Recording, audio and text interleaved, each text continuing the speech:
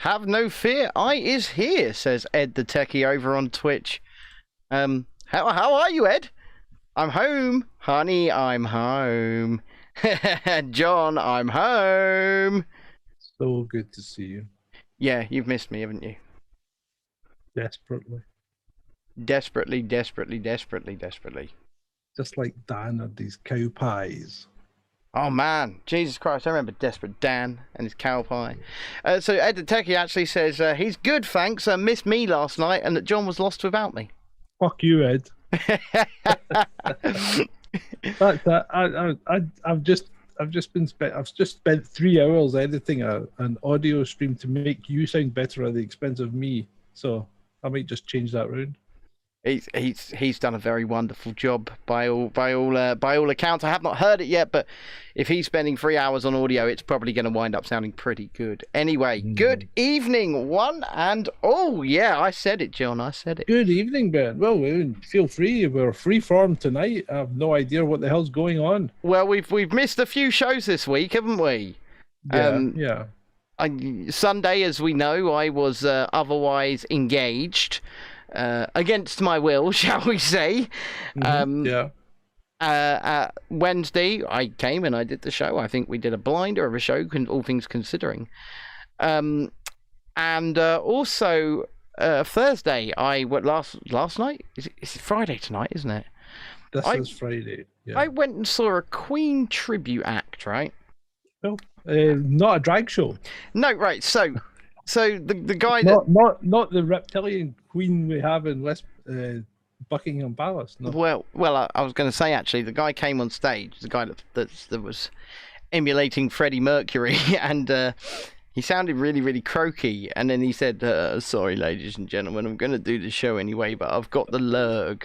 And I thought, what lurg have you got, fake Freddie?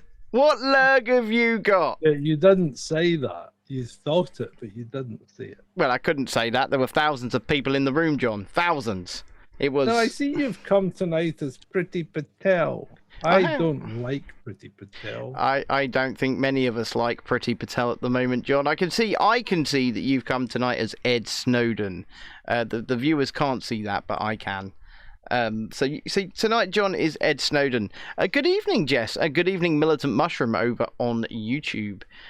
Ugly Patel is a total biatch, says Ed the Techie. I can't disagree with him. I don't think I can either. The woman has no spine. Well, the woman has. She's done it, hasn't she? She's finally signed the extradition order for Julian Assange. She's going to try, because it's not over yet, but she is going to try to send him to the United States, where he faces, what, like 175 years in prison for doing journalism, ladies and gentlemen. Another joke. Well, the biggest mistake Assange made was going to the Ecuadorian embassy. You think? Yeah. He should have fucking skipped the country and went straight to Russia.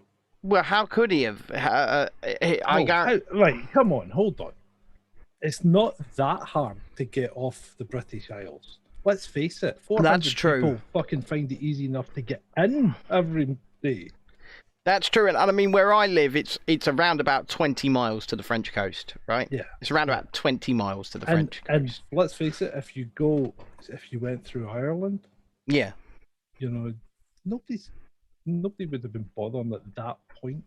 But no, he left everything too late.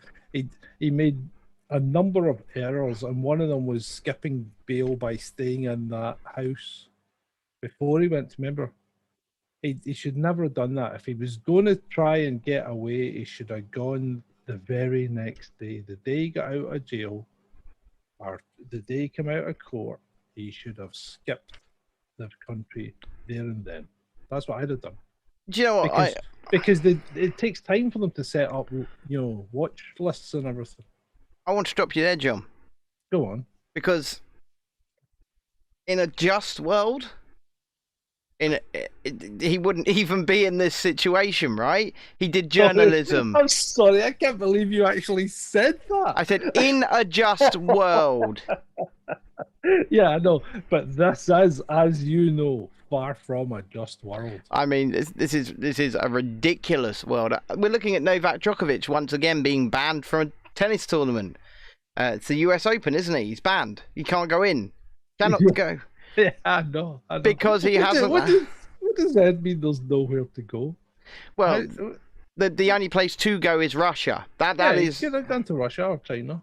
Well, what Ed Snowden did, and I will give Ed Snowden his credit here, is he left the country in order to leak what he was going to leak. Was he not? He was in China, wasn't he? He was in Hong Kong. He was in Hong Kong. What was going to happen? Yeah. Of course yeah. He did. Yeah. So he didn't leak anything or reveal anything or go public with anything until he had gone to Hong Kong, and then at that point, after he'd done the interview with The Intercept, he just went for it, didn't he? Yeah. He was done. Glenn Greenwald got the footage. They started broadcasting it almost instantly, but Ed was gone. He was on the move. Yeah. Yeah. As soon as he was out, he was on the plane, and the next thing you know, the plane's in Russian airspace. We can't get it anymore. Well, yeah. I mean, I'm not sure he went straight to Russia. I think he went elsewhere first and then was moved on to Russia. I think it was he got there fast. But Julian Assange has been sitting in Belmarsh prison. He walked out the Ecuadorian Assembly, in 2019? Was it 2019 now he walked out? Well, he got assisted out, didn't he? He didn't really walk out. He was in some state. Yeah. And what do you expect when a guy has been stuck in a building for how long was he there? Oh, God knows. God knows. It was like 9 years or something ridiculous. But he was this guy's life's been fucked completely. And all Julian Assange did was journalism. All he's done is tell the truth. And this is what worries me. This is what I tweeted out earlier, and I think it's poignant that we are sitting here doing this because we are journalists we are journalists who strive for truth, strive for honest journalism, honest reporting. We dare to show people things that the government would say is not happening. Yeah. I have done personally. I'm just going to say it, and people don't know this yet, but I'm just going to say, why do you think I was viciously assaulted by a police officer last week, John? I won't name the police officer, and I won't say the circumstances, but why do you think I was viciously assaulted by a force who knows who I am for what I do? Because you're a gobby git. Well, they know who I am, and they know what I do. Because you're a gobby git. Yeah. Someone on that force is going to pay the price for that, but still, it should never have come to this. It should never have come to this. But I worry that what we do and what others like us do is touching a nerve. It's touching a nerve. I mean, look at William Coleshill from Resistance GB, right? He's up in court in July for assaulting a police officer, among other things. Mm-hmm. I was there.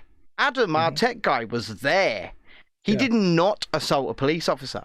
He did nothing of the sort, yet they're fitting him up. We saw what happened. Yeah. It's terrifying that this government appear to be using the police as their jackboot enforcers to silence real journalism. Like we spoke about on Wednesday, they're all doing it, aren't they? I mean, look at Canada. You're cutting off the bank accounts of the truckers, going around and looking for everybody with a MAGA hat on that was at the 6th of January. Is that me or is that you, that noise? I don't know. Don't care. Just keep going. Right, anyway, so going around looking for anybody with a MAGA hat on so they can fit them up for something at the 6th of January thing. Yeah. You know, the Macron sending the police round to an 18-year-old schoolgirl's school to tell her she was out of order, asking them a question. I mean, they've all fucking lost it. Every one of them. Johnson as well. He's no better. Well, exactly. What they are doing to try and strive to hold on to power, and no other reason. They are trying desperately to hold on to power, and they will do anything, and they will attack anyone. They will attack anything. They will bring anyone down that stands in their way. And in the grand scheme of things, we're now, we're nothing to the government, right? But we Yeah. are a tiny thorn in their side. And I mean, that's why I've been so persecuted on social media and other things, because I start to gain a very large following. They see what I'm doing, they agree with what I'm doing, and then all of a sudden, he's got to be shut up. It's like the YouTube thing, isn't it? It was very convenient that my Twitter account was taken out within 24 hours of my YouTube account being taken out for no reason. Mm-hmm. These things are not coincidental. But it's what they are doing to Assange, do you think, a warning to people like us, people like Sonia Poulton, Resistance GB, and other independent journalists? Well, is it a warning to us? Well, has it made you any less likely to continue in journalism? Or to continue doing what you're doing? No. No. So if it's a warning, it's a fucking poor one. Yeah, well, you say that. The reason it's not making me is because I'm a stubborn autistic bastard, right? Yeah, but hey, is it made Sonia Poulton pull the plug? No. Why did she even start? Has it made me change my mind? No.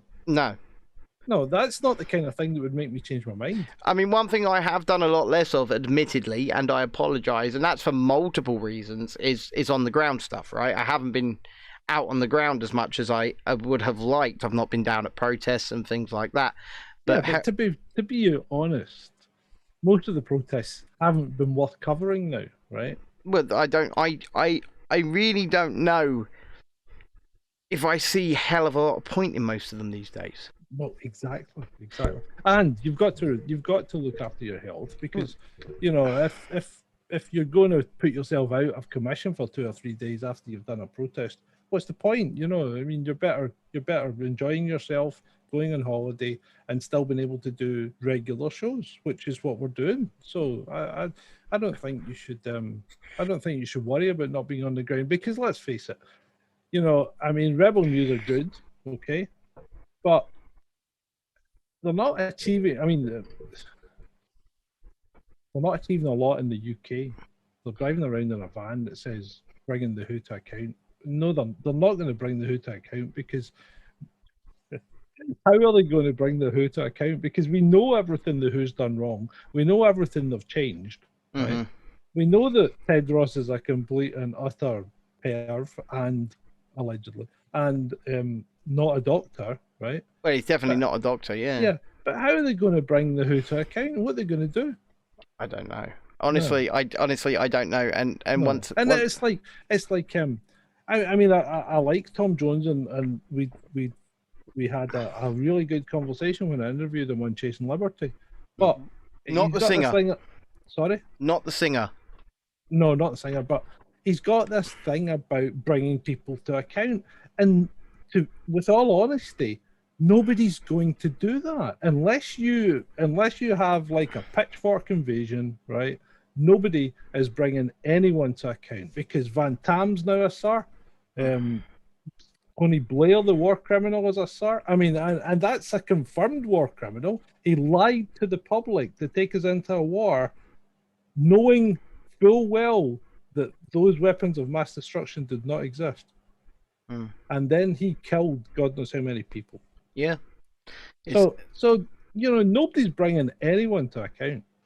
But I would say that someone like WikiLeaks or Edward Snowden were very much, they're the exception in this, right? They were holding feet to the fire. They were holding government to account because they came with receipts.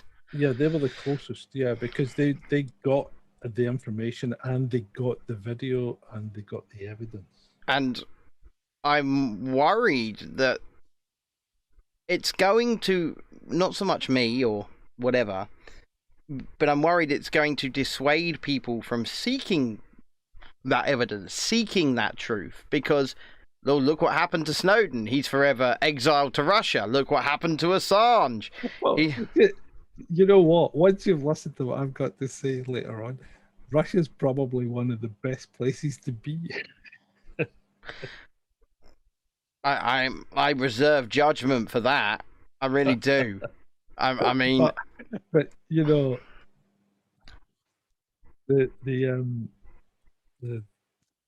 world's fucked, man. It really is. So on to a little bit of a more positive note. I've just had a week away, John. Yeah.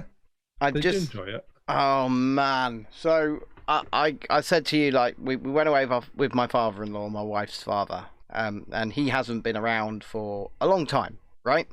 Yeah. And he's back in her life, and he's making all the effort that I wanted him to make, right? Because I know you said, me and him haven't got on several times over the years for very good reason, I might add. I won't go deep into it, but I've wiped that slate clean because my kids are more important, my wife are more important. As long as they're happy, I'm happy, right? Yep. And it's not about money. He doesn't need to give them any money. He doesn't need to buy them things. He just needs to be granddad. He just needs to be dad and be consistent. And do you know what? Since about before Christmas, he's been consistent. Yeah. And that's all I could ask for, and it's culminated with this. We all went on holiday together, just to Butlins. He wanted to do.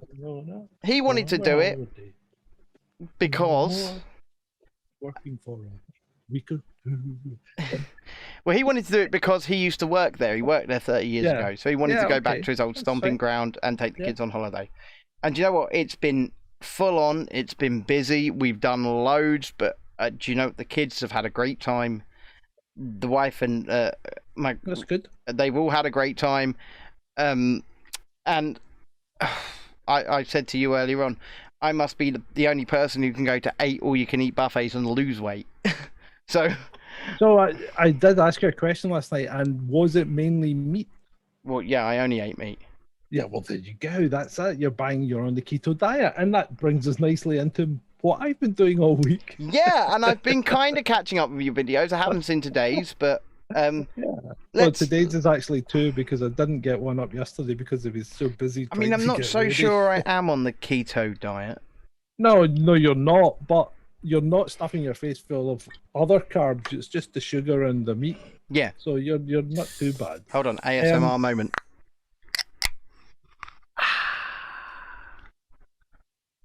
There you go. And that was brought to you courtesy of Jason Dissent. He fucking well was, yeah. Oh, sorry, we don't swear very much on this show anymore. We try. We try. Probably not. We try. Right. So, where was I? You said you wanted to talk about the keto diet and what you've been doing all week. Why not? Why not? So I've been playing at it for about 5 months, as you know. Yeah. I've been up and down, and I've really not. I've not been putting any weight on, but I've not been losing any weight, and that means that I'm at least 3 stone overweight, possibly more. So I decided I was going to give it a crack. So last week I ate mainly keto. I had a Chinese at the weekend and a bottle of wine, but I generally ate mainly keto all week. And then I was on keto again on the Sunday.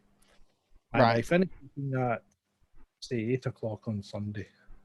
Yeah. And then I have not eaten a single mouthful of anything since. And how do you feel, sir? Well, judge me. How do I feel? Well, you're coherent. That's a good start. I'm coherent. I'm probably slightly better in the mental clarity stakes. I've certainly got more energy than I had at this point last week. I'm sleeping better generally, although I've started to dream about food. That doesn't shock or surprise me in any way, shape, or form, John. But it's not because I'm hungry, because if you watch my videos, I'm not hungry. It's because I really miss eating. There's pleasure to be gained from eating.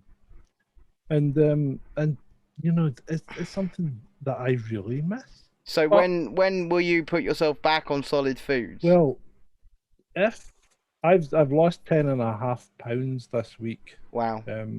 If I've dropped below the, you know, say I was like, let's just say I was 230 pounds something. Well, let's say I'd started at 240 pounds something and I was down at the low 230s. Yeah. I'd ideally like to be in the 220s before I reintroduce food. Reintroduced food, yeah. Well, just don't get. All I'm gonna say is don't take it to a point where you're in any kind of danger. No, But no. Well, I shouldn't be. I've done it. I mean, had we started when I did the 10-day fast? No, I don't think so. no. So I've done a 10-day fast before, and that was fine. All I'm saying is look after yourself, because your actual health comes before your weight. Well, yes, and that's part of the reason for doing it, actual health, because after day 3, your body goes into a thing called autophagy, where it starts to clear out all the crap. So it gets all the dead cells and the dying cells and the ones that aren't really performing very well, and it goes, well, let's eat these little buggers because they're not doing anything for us. So it scavenges them all off, and gets rid of them. Sometimes that can be nasty. Yeah. But it gets rid of all that. And then once you start refeeding with the right food, i.e. staying keto, mainly fat and protein, you rebuild these cells into brand new cells, or you rebuild brand new cells. So what you're trying to tell me is you found the fountain of youth, John. No, I haven't found the fountain of youth, but it does help. It does help, and it certainly helps the brain, because the brain runs on fat. I mean, the brain is nothing but fat generally. You need cholesterol. This is why people on statins get this brain fog, this confused state. Don't get that. No, you've not been on them long. I've been on statins for about 7 months now. Yeah, exactly. You've not been on them long. But people that are on statins get this, they tend to get this brain fog thing. They'll start slowing down because your brain needs cholesterol. And if you don't have enough cholesterol, you will eventually start to slow down. So you can say what you like about statins, but they are not a drug that you should really be on unless you have a very, very good reason for it. Well, regardless, and a very good reason would be spurred up arteries. So, I am going to go to the news. We're going to go back to what this show is about, and that's Julian Assange, yeah? Okay. So, I'm going to read you an article, and we can opine on it. It was updated at least an hour ago. It's on BBC, John. BBC. Julian Assange can be extradited, says UK Home Secretary. WikiLeaks founder Julian Assange's extradition to the US has been approved by Home Secretary Priti Patel. Mr. Assange has 14 days to appeal over the decision, the Home Office has said, and I believe WikiLeaks have already announced that that appeal is well underway already. So who does he appeal to? The courts, I guess. Is it the courts or is it the Home Secretary? Because I thought the courts had done everything. I mean, how many times do courts have to be involved to make a fucking decision? I don't know. It said the courts found extradition would not be incompatible with his human rights, and that while in the US he will be treated appropriately. So the courts found that. Mr. Assange is wanted. Has he been to the European Court of Human Rights? Do we know that? I'm not sure. Mr. Assange is wanted by the American authorities over documents leaked in 2010 and 2011, which the US says broke the law and endangered lives. The WikiLeaks documents related to the Iraq and Afghanistan wars. The Australian is being held at Belmarsh Prison in London after mounting a lengthy battle to avoid being extradited. Extradition allows one country to ask another to hand over a suspect to face trial. Responding to the Home Secretary's order, WikiLeaks confirmed it would appeal against her decision. Mr. Assange's wife, Stella, said her husband had done nothing wrong and he has committed no crime. He is a journalist and a publisher, and he's being punished for doing his job, as she said. And you know what? I agree with her. I wholeheartedly agree with her. He's done nothing wrong. In a press conference outside the British Embassy in New York, his brother, Gabriel Shipton, said they would take his appeal to the European Court of Human Rights, if not successful in the UK's High Court. So the first appeal appears to be going to the UK's High Court, and then if that's not successful, they're going to appeal to the European Court of Human Rights. Haven't the European Court of Human Rights just stopped the Rwanda flights whilst they were on the fucking tarmac? Yeah. Media company WikiLeaks is a whistle-blowing platform that publishes classified material provided by anonymous sources. This decision is the most important stage so far in Mr. Assange's long legal battle. This is analysis. It's not just important for Julian Assange. It's, as you've said earlier and alluded to, it's very important for the freedom of journalism. Remember, Mr. Assange is not an American citizen. No, right? he's not. He's Australian. He's not. He's Australian. He has, I believe, I don't even know if he's ever set foot in the United States. In fact, I don't know if he has. I know he's been to Sweden yes, we all know he's been to Sweden, for fuck's sake. and Iceland.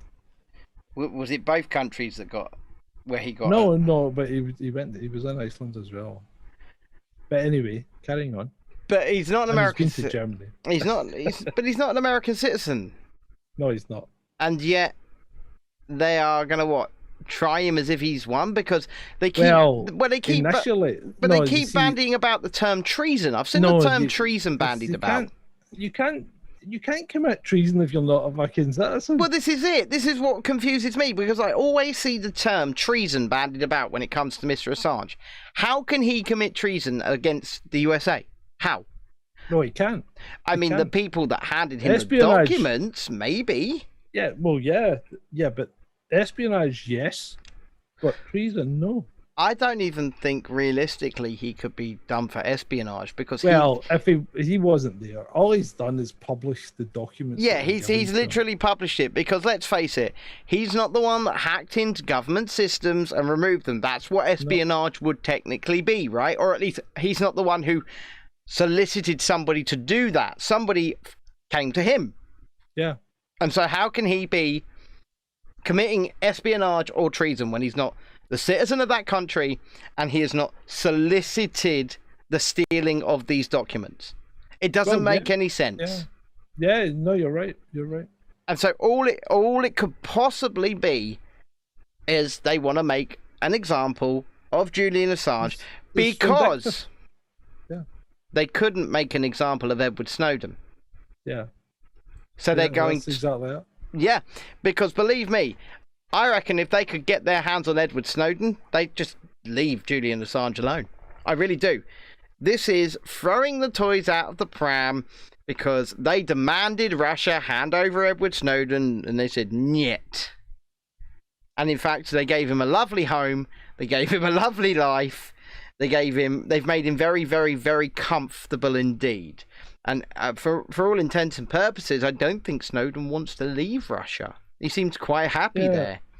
Well, yeah, and why not? Because, it doesn't really matter where you are. It's what you make of it where you are. But it's a continual process, this. We're always encouraged to blow the whistle if things are going wrong, right? Yeah. You're encouraged at work, you're encouraged in the military, you're encouraged to speak up in the police if things are not going right. But as soon as you do it, the hammer comes down on you. Yeah, as soon as you do it. Why would anyone want to blow the whistle? As soon as you do it, you're the problem. You're the pariah. You're the issue. It is mind blowing. Look at all the civil servants that try and blow the whistle and bang. Mm-hmm. The hammer comes down because no, you can't blow the whistle. You can't talk about wrongdoing. We're just allowed to do wrong. We're just allowed to spy on the public. We're just allowed to start illegal wars. Yeah. We're just allowed to commit war crimes, right? We're the Politburo. We clear the streets and let us drive through fast in our V8 powered Range Rovers. Oh my word. Have you ever been to Parliament, John? Inside it or outside it? Outside I've been to London, yeah. Of course I have. Because see that big hotel that overlooks the Houses of Westminster? No, there are several. No, the big posh one that's right on the fucking corner that overlooks right into it. The other side, the bridge is there. Houses of Parliament are on the left, and there's a hotel on the right. Yes. And it just looks straight into it. Yeah, I've stayed in there. It was lovely. Shalini says she's done a tour of the house. I've done a tour of Congress. And how was that? That was quite impressive. And we even went through the tunnels underneath, the ones that link the White House, the Congress, because there's loads and loads of rooms all off. There was nobody stopped us, and we ended up going into the canteen and having something to eat. And fantastic. Nobody batted an eyelid. And this was in 1983, and we were dressed in jeans and lumberjack shirts, basically. Oh man, you need to release this book. You do. You need to release this book. Yeah. I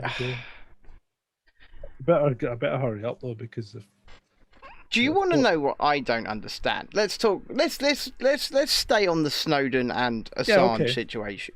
What I don't understand is why mainstream journalists aren't terrified. Because they don't report We know the anything. answer. We know the answer. Yeah, they don't report anything of purpose. No, they don't. Because they're not journalists.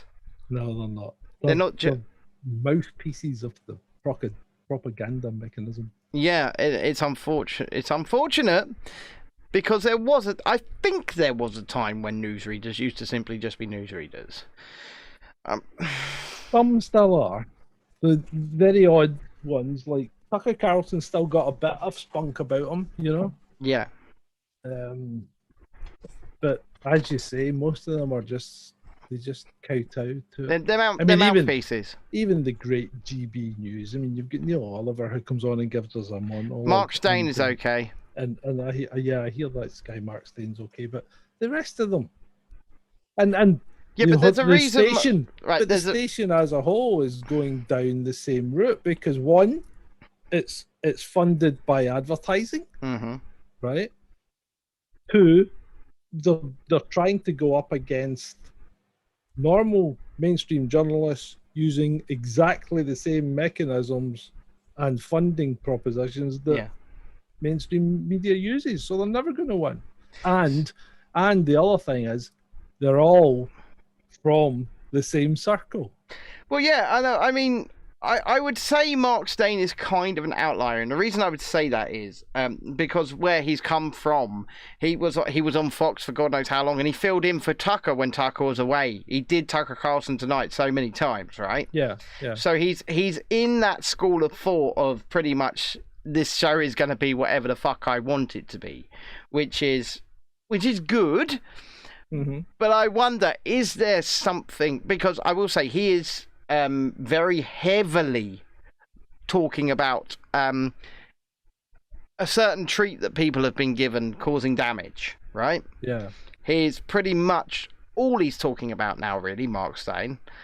But is he only doing that to an extent that he's allowed to, or what? Well, see, this is the thing, because even we self-censor to a degree. Yeah, we do, to remain on platform, right? Because we do want to grow on YouTube, and this is not the only stuff we're ever going to talk about. We talk about the news as a whole, right? And what would you say? What kind of signal does that send to people that you cannot speak your mind on social media? So it's not a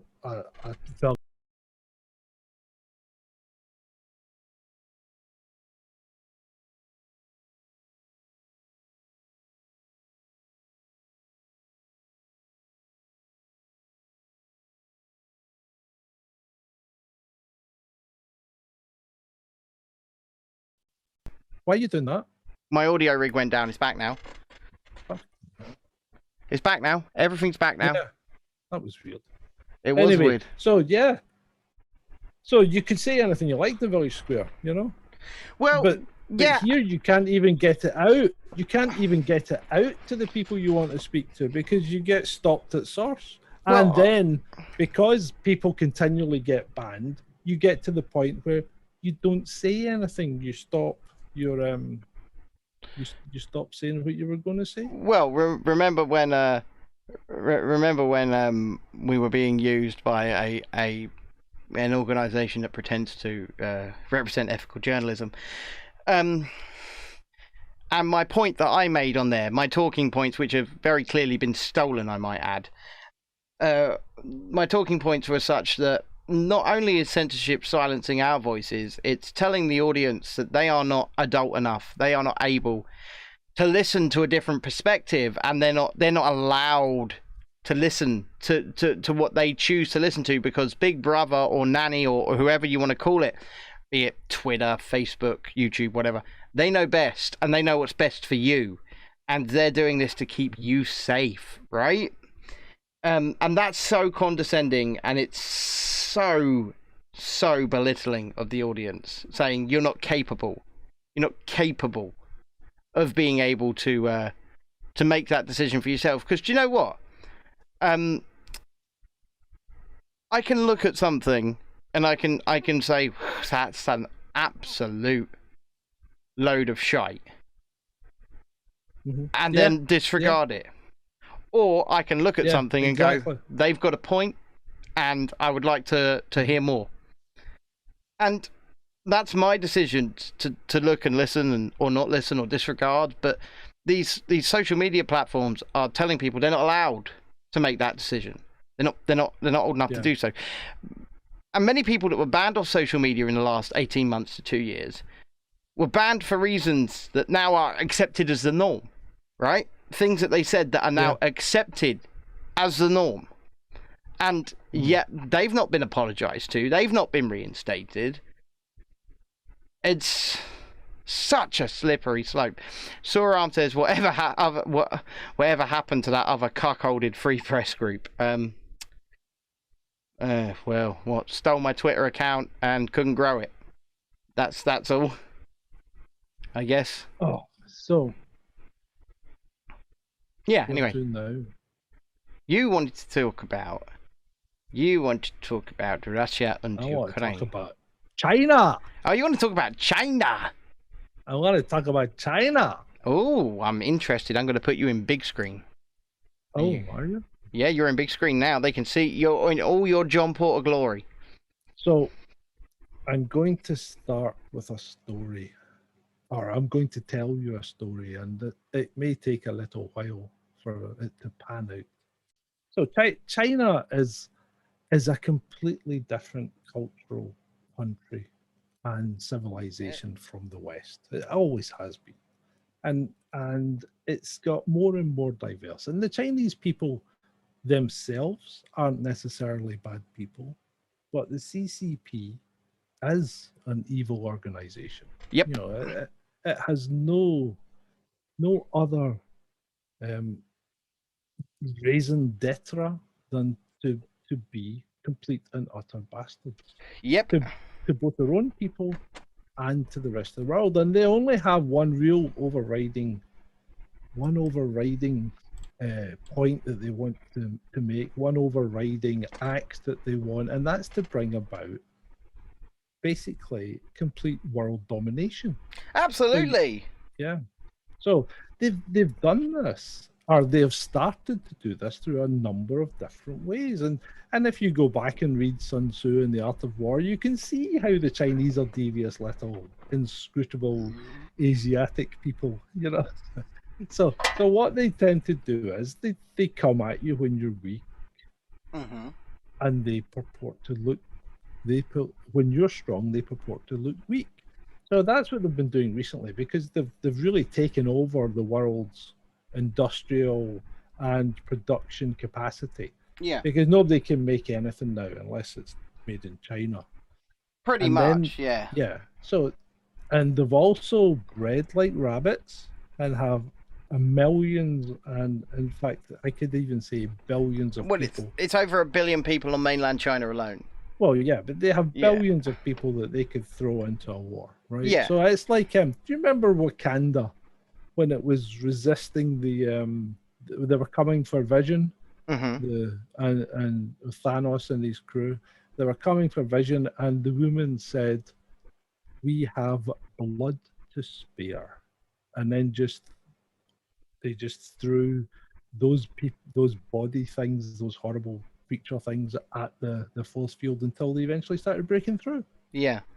So that's China. That's what China's like. Well, no. Once again, because I'm going to have to agree with Ed here. And whilst you did make the, I'd like to finish. I haven't finished my story, right? Because this is only the start of where we're going. Yeah, but you're generalizing, right?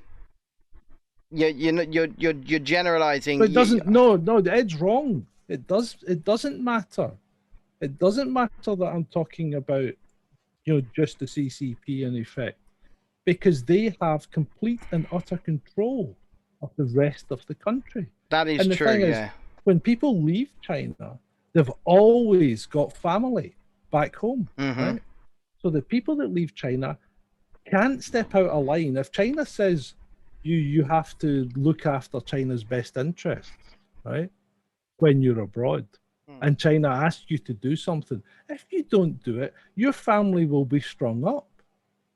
So, the Chinese are a completely controlled race now. That's the problem. And and I'll be quite honest, the majority of them, right? The majority of them might well hate China, and they might well not want to do it.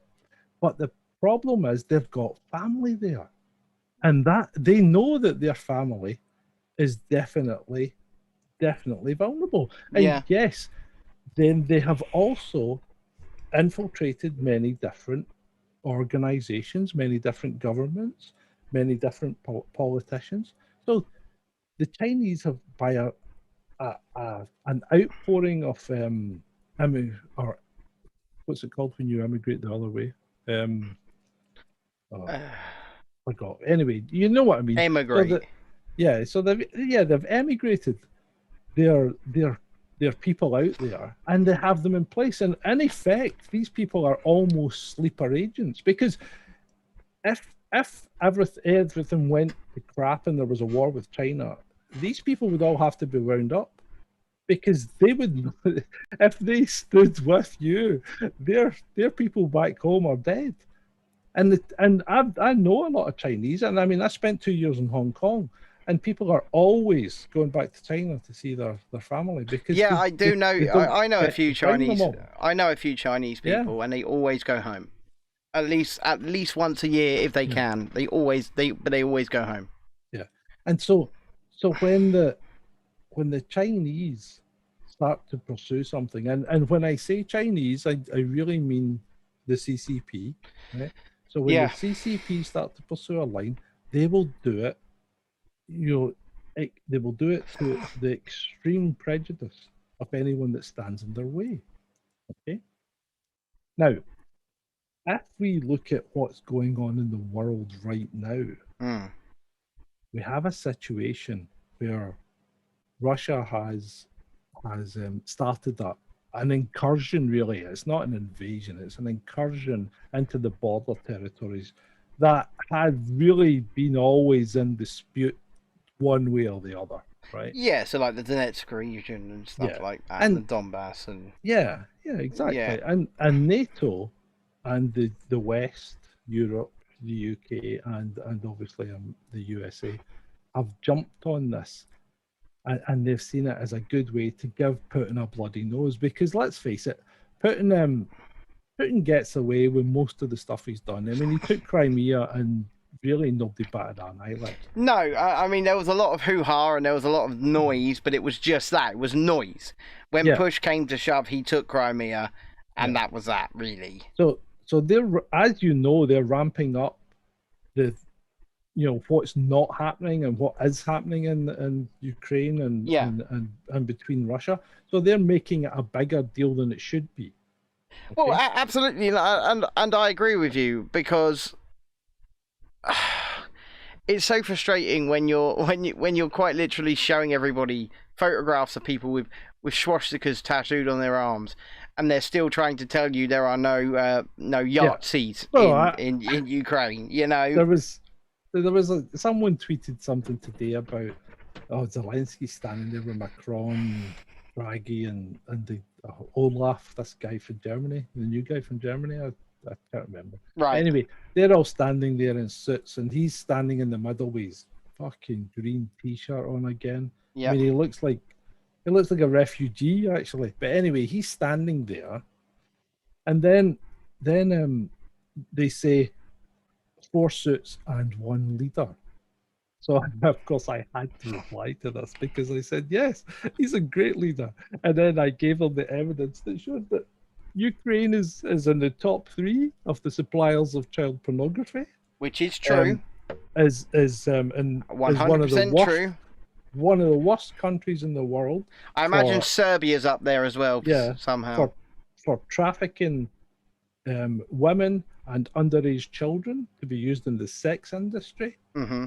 Has a appalling gender equality policy. It's just and it launders America's money. So Ukraine is not a country you want to stand with. If you stand with Ukraine, you don't have a brain, and you're standing with propagandists. Well, this is it. I mean, are Ukraine any better than Russia? And oh, I don't. Well, listen, they're all. Everybody's out for themselves. Putin's out to get what he wants, which is he wants a he. I mean, I genuinely believe that Putin doesn't want Europe. He doesn't have the resource to take it, and he's no need to take it. Right? No, but why would he want that? Why would he want the mess that is Europe, right? Because let's face it. Well, exactly. And what's he going to do? What's he going to do? Is he just going to turn all our fucking McDonald's into McBriskies like he's done in Russia? He doesn't want. He just wants a little bit. He's given a bit of pushback to the states, because the states are always they take a country into NATO, and the first thing they do is they put an American air base there, and then they put nuclear weapons on it, right? And they've made promises to Russia that they would not expand NATO towards Russia's borders, and they have just pushed and pushed, right? They've done nothing but that. Now, I'm not saying Russia. I don't know how many times I have to say this. I am not saying that Russia, the Russian government especially, are the good guys. They're not. Nobody's saying that. What I'm trying to do is give you an overview of where I think this could go if it all goes wrong, right? Right. So this isn't a happy ending I'm painting for you here, okay? Well, I don't see a happy ending in all of this. So let's see. Right. So that's where we are at the moment. We've got that. We've also got other things going on in China that's really strange, because we had this let's just say this outbreak, okay? That may have started in China or whatever. But if you are of a particular bent, you look at these things as opportunities to do nefarious things. So China has implicated their social contract. Has initiated their social contract and their COVID pass thing, and now they've started to use it to lock people up for reasons that aren't really connected to it. Yes, so didn't they turn everybody's pass red recently just so that they couldn't do a certain thing? They were going to protest against the banks on Saturday because China had said, oh, the money might be infected, we're not giving out cash. Yes. So there was going to be a mass protest against the banks, and they just turned everybody's COVID pass red, so you couldn't use public transport or anything. And if you went outside, you'd get arrested. That's not shocking. That's nefarious, okay? Well, yeah, it is nefarious, and it's if true, then it's exactly what we said that this thing could be used for, right? Yeah. If it is true, then we warned about this repeatedly. Oh, nobody would ever do anything like that. So the other thing that happens now is you're getting less and less information coming out of China because everybody's stuck in their house or their flat. You know, they're not seeing what's going on in the world. So nobody's out there with phones taking photographs of things. The only video we're seeing are the stage managed ones. You know, and do you know what? Some of these videos, and we've seen the behind the scenes, so we've seen them being shot, and they've got a full managed fucking film crew with like dolly cams and things like that, and crane cams, and you're thinking, okay. I mean, what we've got to understand is everybody has a camera phone, right? Everybody's a journalist. Everybody is a journalist. Yeah. And I just feel like we would see so much more if so much more was really happening. Not just in China, but around the world, right? Well, you would, exactly. You should be seeing more of what's really happening, and we're not. So why are we not? Now, from China's perspective, it's because they've got everyone locked up. Okay. Now, they could be doing anything. Now, I know we've got satellites and things, but you can put military equipment in big trucks, and it won't look like military equipment. Absolutely. You can move soldiers in buses or trucks, and they won't look like soldiers. Absolutely. So everybody's locked up. Nobody's been able to use their phones. And the Chinese could be moving people around. Now, if they were moving people around, where would they be moving them to? I don't know. China's not like the States. The States are, and even the UK, right? So what happens with China is that they plan things out and they put stuff in position. They do. They make their moves. They absolutely do. So America will be all blustery. I mean, look at all of the fake islands they've built in the South China Sea, right? Well, exactly. They'll shout at people. They'll bluster, and then they'll make their move. But they need time to ramp up, and you can see them ramping up. You know, when America goes to war, it takes a while. I mean, look at the Gulf Wars. It took a while for that to start. Nothing was in place. Well, this is Everything it. had to be moved there. Shalini says in the chat, Taiwan invasion, something they are very much preparing for. We're coming. We're coming. I think it could be much worse than that. Go ahead. Well, let me just check something. He's just checking something, ladies and gentlemen. I forgot to check this earlier. I'm enjoying the fact that he's doing real-time fact-checking. He's learning well. He's learning.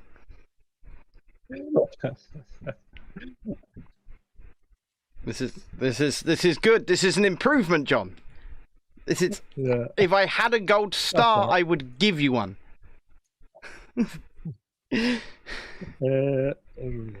Shalini says, God, could the world get any more depressing? Well, we shall try and make the depressing things a little less depressing. Yeah, we'll try. Right? We'll try and make things a bit better.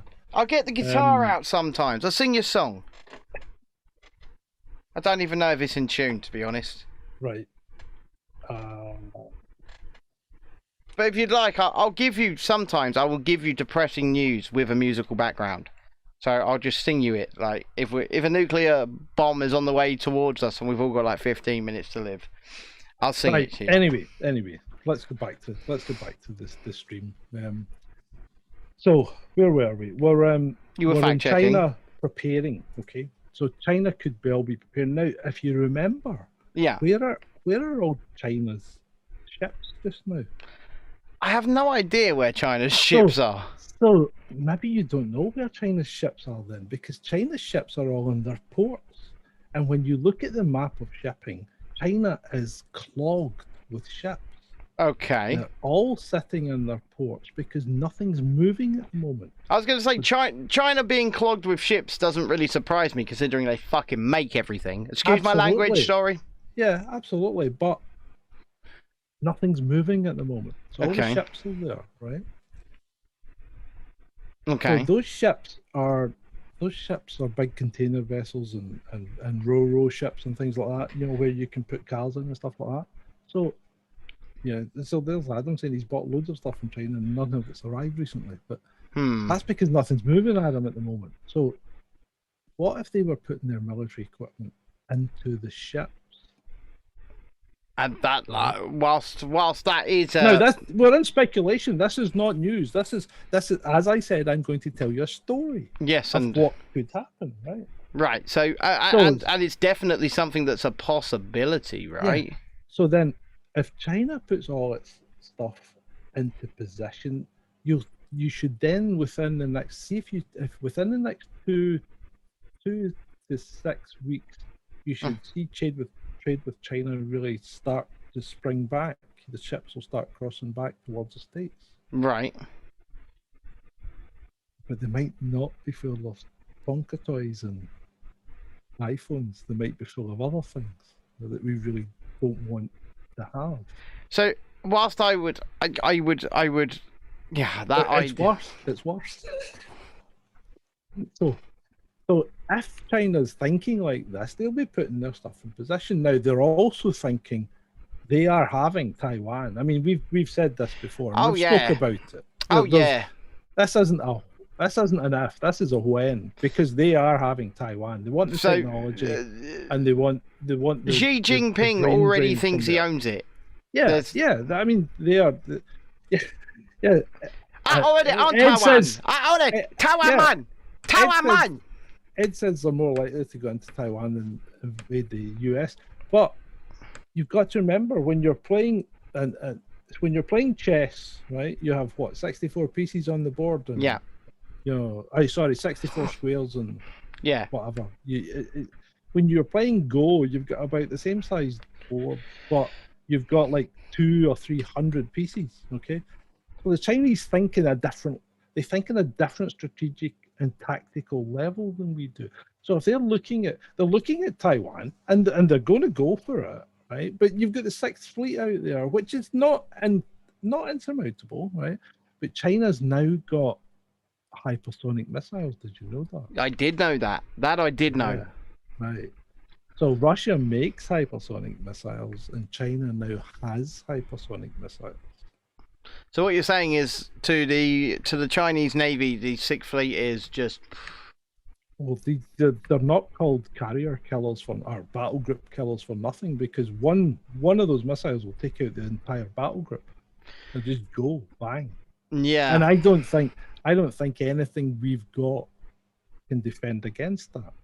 Yeah. Right? But that's this is a tactical war at this point. Yeah. If it comes to it. Now, China is always, as I say, looking for opportunities, right? Mm-hmm. So Ed Teki said the problem with invading the US is that arms. Oh, really? Is it, Ed? Because if you look at the US just now, they're trying their best to disarm that population, aren't they? One, they're trying their best to disarm it. Two, they've already limited a number of things you can do. Like, you can't have like your multi-round magazines have been cut back. Bump stops have been outlawed. You can't. Yes, there are people that will convert these things back to fully automatic or close to it. But you know, the other thing that America's doing is it's eating itself at the moment. Absolutely, it is, and so is the West as a whole, John. Yeah, well, it's not just America. America in particular is half the populations at the other population's throat, because they're fighting each other. Yeah, you know? Because they think, especially in the cities. Well, they think that the issues that they're fighting for are so insignificant in the grand scheme of things, but they're so all in on them, right? Yeah, yeah. Social justice. It's not even real social justice. It's fake social justice, right? Yeah. It's what they call social justice is what we call equity, and what equity is giving everybody the same outcome regardless of what they do or don't put in, right? That's not a good thing. I mean, but going back to the whole gun thing, did you hear today actually the slightly less good American version of us, Joe Rogan? He's announced that he has a concealed carry license. He has a concealed carry gun license, which I think is absolutely great, by the way. But he said on his show all of the shit he had to go through to get one. It wasn't exactly like he could just rock up and say, I need a concealed carry license. And do you know what? I'm all in for these kinds of checks. I'm all in for these kind of balances and making sure that the people carrying these deadly weapons are suitable, trustworthy, and know how to use them, right? Yeah. And so I agree that people should be going to the range. I think people should be practicing. I think people should know how to handle the weapon that they have. And all of these extra checks, balances, and whatever to go through to get these sort of concealed carry licenses, I think are great. People think. Look! Yesterday was the anniversary of the guy. I can't remember his name, but he was at a shopping mall and there was gunfire. Yeah. And he went towards the gunfire instead of away from it, and he then got shot. He was killed. It was journalist. He shot and killed the shooter, and then he got shot dead by the police. Yeah, so he was a journalist. He shot and killed a man who was trying to kill police officers, by the way. Trying to kill police officers is what this guy was doing. And he managed to disable the man, kill him. With his, I believe he had a concealed carry as well. And without even trying to identify who he was, the police officer shot and killed him. Yep. And then it's now come out that there's going to be absolutely no repercussions for the police officer. Oh, no one's been held accountable. No one's, and then the statement is just ridiculous. Yeah. We hope now that nobody's being held accountable. It can provide some closure to the family of a man that was murdered by the police, saving the lives of the police. Yeah. Well, you weren't there, so I don't know what the situation was, but I very much doubt that he stood up to the police that were approaching him with the firearm. At absolutely no point was he. So there was no drop your weapon. There was no get on the ground. There was no attempt to identify who he was. They simply shot him. There was nothing. There was no intervention. There was no communication. He shot and killed the guy, and within a second or two, police officer had shot and killed him. Yeah. It was ridiculous, and procedures were not followed. No, they weren't. And absolutely, the police officer should have been held liable. Yeah. I mean, effectively, that was a murder. Well, effectively, it was, and believe me, if this guy were of the BLM ilk, he would be up on charges. The police officer would be up on charges right now. Yeah, definitely. Yeah. And that's the bad thing about social justice, right? It's taking the justice for one interest group, one special interest group, this special interest group, that special interest group, and that's why, in my mind, and I think hopefully in the minds of any sensible person, each individual needs to have individual rights that are enshrined to all and not to a group. I don't care about your special interest group. And I'm a member of one of these so-called protected classes, right? I'm a member of one of them. I'm disabled, right? And I don't want to be part of a special interest group. I have my individual rights. Maybe I ask for a bit more support or a bit more respect because I need access or something like that, right? But still, as a human being. Anyway, moving on. Yeah. Are you trying to? I'm not finished. You can rant later. But anyway, that's very rude, John. Very rude. Yeah, I know. So there we are. We're at the point where just maybe, China has ships loaded with weaponry and soldiers on the way to the States, and they'll all pretty much arrive at the same time, because what you would do is you would start trade, at one go, and then what's going to happen is the trigger for all this has to be America. It has to be the US that triggers this, and it's quite easy, because if you look at what's gone on in the last few weeks and months, Russia and China have done nothing but give each other messages of support. Yeah, absolutely. And what was it in Ukraine? I'll give you an example here. In Ukraine, Chinese citizens were told, put the Chinese flag on your door or your car and the Russians will not touch you. Yeah. They were told that. Yep. And there's some speculation that China is funding Putin to a degree for his incursion. So the next step then is when Sleepy Joe or his minions, well, it won't be Sleepy Joe, it'll be the warmongering military industrial complex that has the United States of America, decides that NATO goes in to the Do you think Joe Biden decides anything? No, I don't. But as soon as NATO sets foot in the Ukraine, then China will have no option but to go in on the side of Russia. Yeah. And at that point, the shit hits the fan, and America ends up with a shooting war on its own soil, something it's not had since the Civil War. Since the Civil War. And that to me is what China, and Vaughn says China is itching to sink a carrier battle group. Yeah, they are, but they are itching to get onto American soil. Yeah, I agree. You know, I And agree. then there is speculation after that they could possibly pull the trigger and nuke, each of the American cities with a thermonuclear device. So basically, you're just wiping if you're using a neutron bomb, you're wiping the people out and leaving the infrastructure. But China, if China did that, even if they did it by fully conventional means, right, and they get control of the states, they would rule it with an iron fist. They rule anything with an iron fist. You wouldn't be able to go to the toilet without asking for permission. So control would just be extreme because you would be hammered down. And do you know what worries me the most? Is that over the last 2.5 years, Western leaders have tried their best to emulate the control methods of the CCP. Yeah. I mean, look at France. Look at France today. So the question is, are they trying to emulate the control methods of the CCP? Or soften us up for the control methods of the Chinese CCP? Agents made them think that this is a good idea. Or are they trying... Or and this is slightly further down the rabbit hole.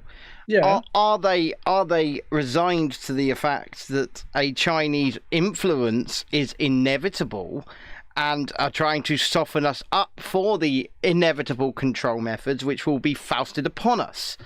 And that's a possibility as well, right? But you never know. But like I say, look at France today. Just today, France have announced that they are going to be not allowing, as in cancelling, outdoor events because it's a little bit too hot. People are not allowed to go, right? And if people hadn't kowtowed to the control mechanisms of the last 2.5 years, they would not be allowed to do this. They've never done this before. People can make their own mind up if they want to go or not. Well, I completely agree with you. And then look at Germany, right? Germany just today are looking very seriously at forever masking from October to Easter and making it law. Right, so anyway, to finish off, if this happens, it's not just America that's getting this. Oh, it's all of us. Europe isn't really that important at this point. It's America that China wants. Oh yeah, every wannabe superpower wants to knock America off its pedestal. Yeah, they want America, but I have no doubt that they would take the opportunity to take out Australia and New Zealand at the same time, because they're on China's doorstep effectively. Yeah. So they would have them, and then of course that gives Russia Canada. And Adam says people are getting blood clots due to the heat too. Yeah, we know. What's Ed talking about? Where Ed says, "I'm sorry, did someone burn all the history books while I was paying attention?" Stupid well, the history's always written by the winners, but what about it? Yeah. You'll need to give me some context there. Yeah, no. I have to agree. We need some context to that comment, but like John says, history is always written by the winners. So, Ed says people aren't learning from it. People never learn from history, though. That's the problem. History you rhymes. Should be learning from it. But the question is then, so if that happens, and you'll see it coming into play if it starts happening, right? Yeah. But you don't have long to make up your mind what you're going to do.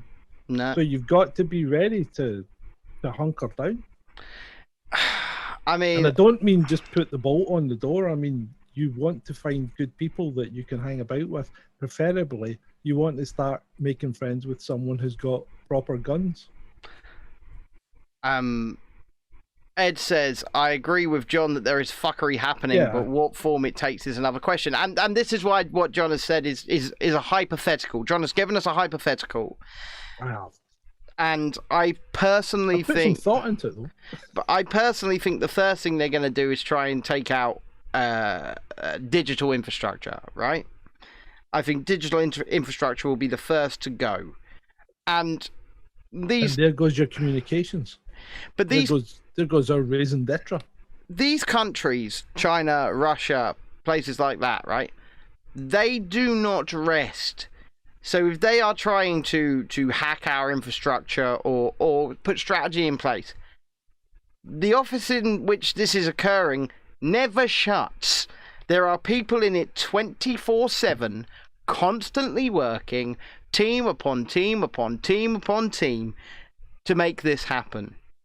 And I think our country doesn't realise this. I say our country, our government doesn't realise this.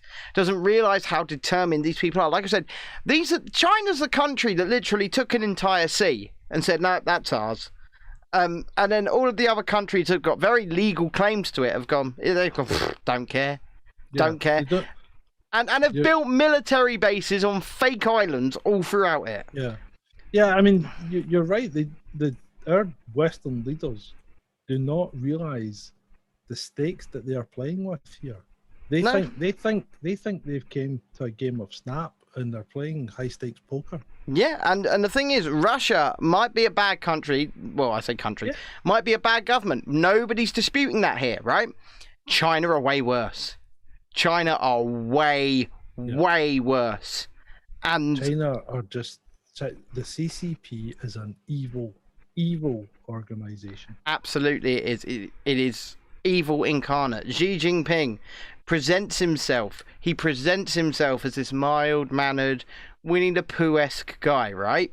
Yeah. And he gives the handshakes and he warmly gives the tours of the country. He's just been hanging out with Beijing Biden, but he is evil. That man is nothing but evil. I mean, they even make the old, or maybe not Stalin, but they make the rest of the Soviets look fairly tame by comparison. Absolutely do. Just look at what they have managed to do to their own citizenry.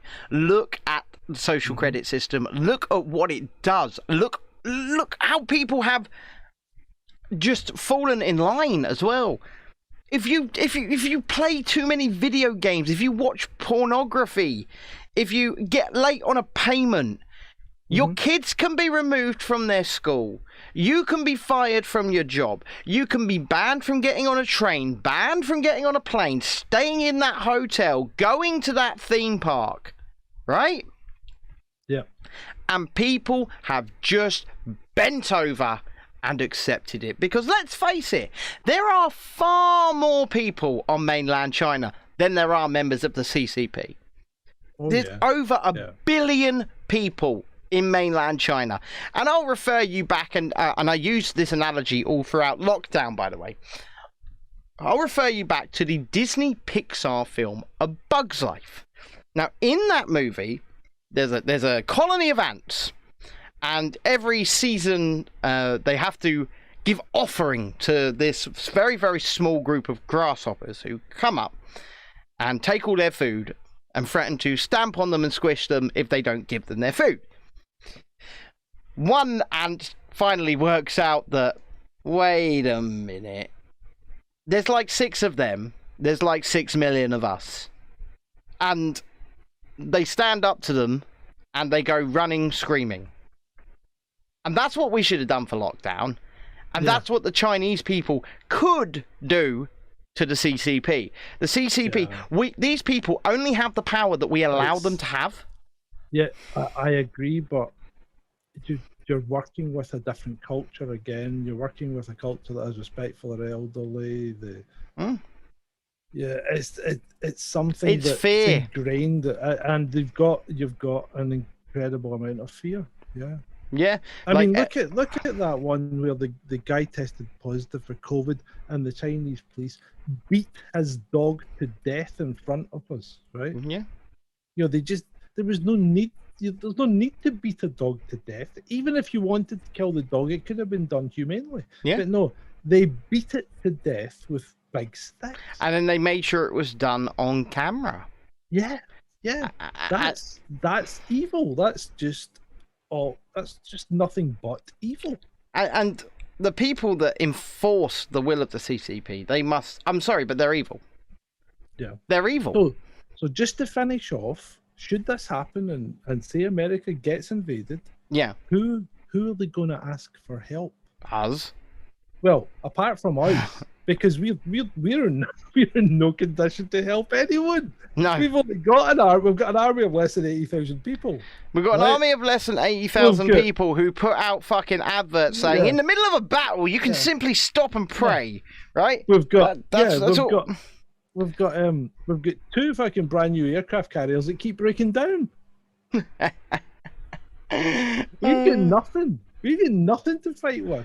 If Argentina, I mean, maybe Argentina know this by now, but if Argentina took the Falkland Islands now, we wouldn't be getting them back.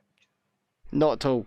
No, because we just don't have they have American jets on them. That's not a good thing. It's not. It's the really, Marine really version not. of the F-35 is a piece of shit. Anyway, so who could they possibly think? You would think, who could they ask for help? They could ask Mexico. Possibly not. Canada? Mexico would probably be going, oh no. Well, Canada's going to be knocked out by Russia. So there's Well, nothing you say like that. You say that. Justin Trudeau is the man that did go on TV and say he respects and admires the effective dictatorship of the Chinese Communist Party, right? Justin Trudeau would be there, bent over the table, already lubed up and waiting to receive. He would. I tell you what, he'd do it dressed as Aladdin too. You know. Maybe a little bit of blackface to make the Chinese smile. Yep. Yeah. Absolutely. A little bit of blackface. He would. No, that's the Japanese. The Chinese. Right. Yeah, that's right. The Chinese are notoriously racist against black people. Very notoriously Oh racist. yeah, I know. They don't like black people at all. I mean, look what they did with the Star Wars: The Force Awakens poster. They took Finn and they made him teeny tiny because he's black. So who else is going to help them? Well, Brazil's not going to help them, are they? Because Brazil's already in BRICS, which is Brazil, Russia, India, China. I tell you what, all the countries with loads of people are going to go, oh, sorry, you're on your own, Team America World Police. I tell you what, actually, I think if Trump was still president, Bolsonaro would probably help him. I really do. They seemed to get on very well, and the Brazilian people seemed to absolutely love Donald Trump. They really did. Yeah. Did you see like the 100-odd-foot tall God Emperor statue of Trump that they had at one of the carnivals? That thing was terrifying. It was absolutely terrifying. But Donald Trump, and you tweeted about this earlier actually, Donald Trump, so disappointing, because on his last day in office, when he was giving out pardon here, pardon there, he pardoned Roger Stone, for fuck's sake, right? Yeah. He pardons Roger Stone, but he doesn't pardon Edward Snowden and Julian Assange. And the things that Edward Snowden and Julian Assange did were good. They did good things, and they told the truth. They did. They did. But Donald Trump, really, really disappointing in that respect. I've always been quite indifferent to Trump, John. I think some of his policies were top notch. Some of his policies were top notch. He should have just shut his goddamn mouth and got on with it. But no, China. I mean, let's face it, he's not daft. Oh no, he's not. No, he's not daft. But he's got an annoying manner about him. Yeah. Well, he can't be wrong. And it's the repetition thing that he just drums it into people, It's a bit like brainwashing people. It's probably to do with his deal thing, his art of the deal, but he just keeps saying the same thing until people go, yeah, okay, for fuck's sake, just take it, Soram says, haha, all the woke leftist dipshites in the USA were very quiet on China's racism against black people. Yeah, they were. I mean, I saw, very early on in the coup, actually, I remember seeing a guy that was evicted from his apartment in China because he was black and because they had told him that the black people brought in the coup. And so they started putting him on the streets and stuff like that. Yeah. And nobody would give them any help. Nobody would give them any help. And that is real racism, right?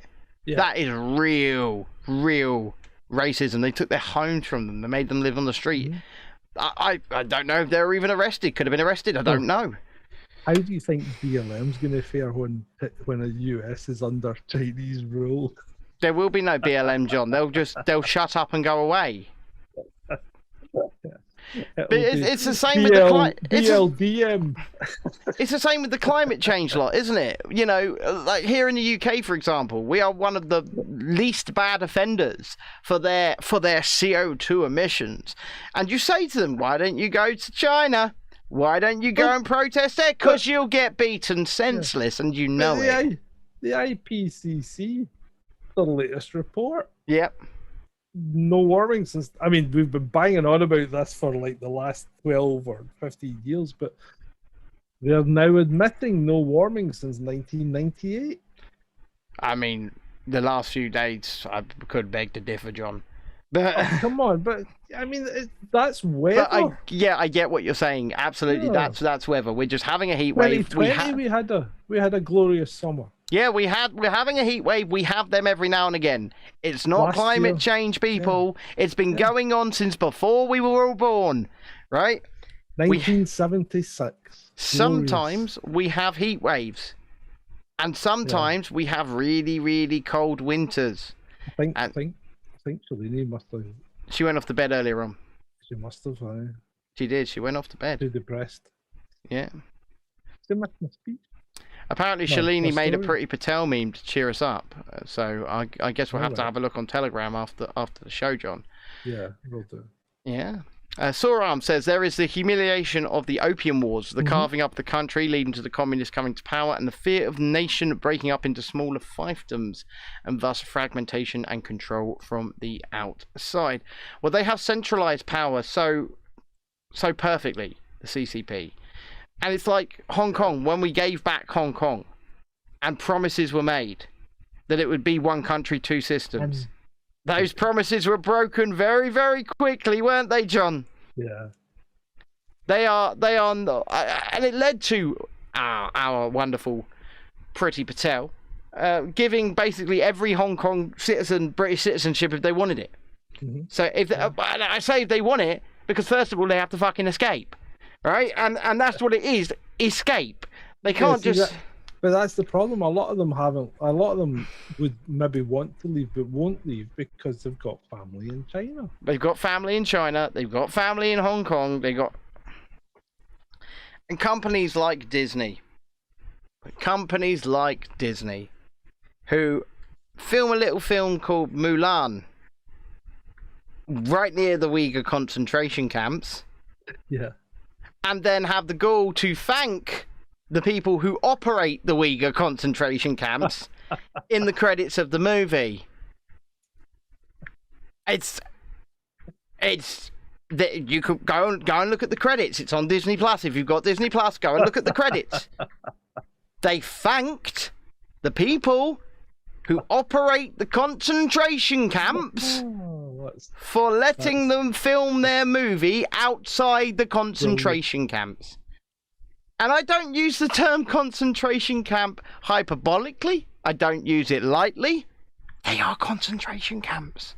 Over 1 million Uyghur Muslims right now in concentration camps. Horrible, horrible things happening to them. You know them sort of fake hair products you get from China?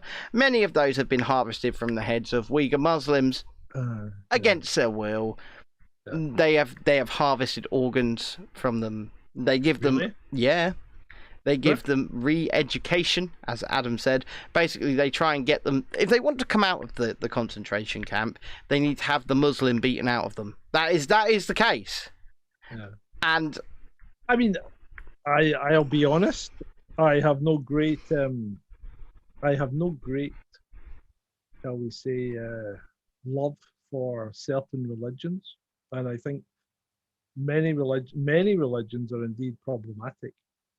But one shouldn't apply those, or one shouldn't apply that degree of hatred to humans. No. In the first place. No, I agree with you. And look, I am no fan of any religion. I think organised religion is just another mechanism of control. Well, it is. And obviously I don't subscribe to any organised religion, and I probably never will do. Yeah. But and if you think about it, the things as religion kind of took a downturn in the UK, yeah, that's when we started getting, the fear porn put upon us. Oh yeah, because from early doors, like ice ages, nuclear war, fear of God. Once the fear of God did not work anymore, exactly. It needed to be the fear of something else. It's how you keep people controlled is fear, and we can loop this right back round to what this show is about: Julian Assange and Edward Snowden exposing the fear porn and propaganda, exposing the war crimes, and for that they have to be punished. And at 90 minutes, John, I think this special has done well. I think we've done well to survive the extreme heat. Oh yeah, respective abodes. The front of my knees are sweating. The front of my knees. It's hot. I had to put cloths under my legs because they were sticking to If anybody would like to donate me money to buy an air conditioning unit for the for the studio here, if anybody would like to help me out with that, I'm just putting my direct PayPal in the chat, because my God, it's hot in here. So if anybody would like to help me, although there's no way you could broadcast with it running. No, or if you want to buy me. But having said that, I tell you what, you do work there. When you're not broadcasting. I tell you what, one of them silent Dyson fans, but they're like 350 quid. Yeah, well, you can get an air conditioner for not much more than that. Yeah, but I'd like one of them silent Dyson fans.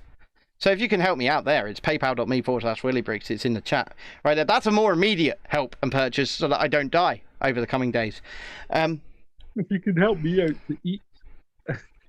If you can, I've now gone 5 days without food. That's by fucking choice, John. You think so? But if you do want to, maybe I'm just dressing it up. But on a more serious note, if you do support the shows, if you enjoy the shows, if you think what we do here is good old-fashioned fun and informative, of course, then please consider a donation monthly at patreon.com/chasing dissent, or indeed subscribestar.com/chasing dissent, from as little as £1 a month. That's 50 pence each for me and John a month. That's actually about 42 pence each a month for me and John after the greedy processing platforms take their fees. If you are able to do that, then there will be bonus content. Did you see our golf video? Right, John. Have you seen my fasting logs?